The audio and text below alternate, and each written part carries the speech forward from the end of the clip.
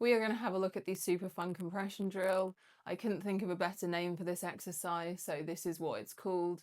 Basically, it's a really nice way of training compression from a bent leg position to a straight leg position, but seated on the floor, so that you can just work on that movement in isolation. So we're going to start by sitting up against a wall.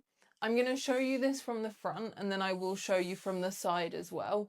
One thing that you won't be able to see right now is that my upper back is on the wall, but there is a gap between my lower back and the wall. So I don't sit my lower back right up against the wall, because then it's much harder to move the leg. We're going to do this with our lower back and bum away from the wall, like 1.5 to 2 inches. It allows you to have the pelvis just slightly tucked in this seated position. And this will mean that we can create more movement through each leg. So you should be able to compress at the hip a little bit more in this position. My upper and mid back are flat against the wall though. And for this, I'm going to put my arms up like this.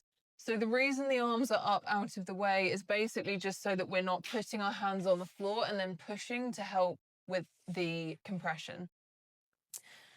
From here, I'm gonna think about pulling one knee in towards my chest. I'm pointing my toe, the heel comes off the floor, the toes stay on the floor. Then I'm gonna straighten and I'm gonna slowly lower down.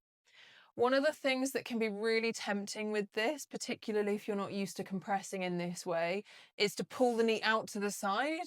People tend to feel like they've got more range of motion with slight external rotation of the hip. We want to keep the knee fully in line with the chest. So I'm thinking foot, knee, hip, all coming in a straight line as I do this movement.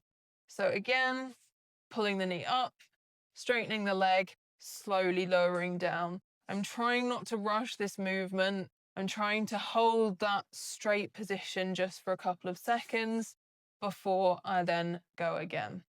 So if we look at this from the side, you can pretend there's a wall directly behind me. So again, there would be a gap of a couple of inches between my lower back and bum and the wall, and then my upper back and arms are on the wall. So I'm trying to just lean back a little bit to simulate this. And then I'm going to pull the knee in, straighten the leg, pause for a second, and slowly lower down. So I'm really trying to compress at the hip. I'm thinking nose towards my knee, straighten the leg, slowly lower down. To begin with, if you're doing a smaller movement, if you can't get your leg as high as I'm demoing, that's completely fine. I have worked on this drill for a long time, so I'm super comfortable with it. Initially, it can be quite challenging to go from the bent leg to the straight leg position without the leg dropping down.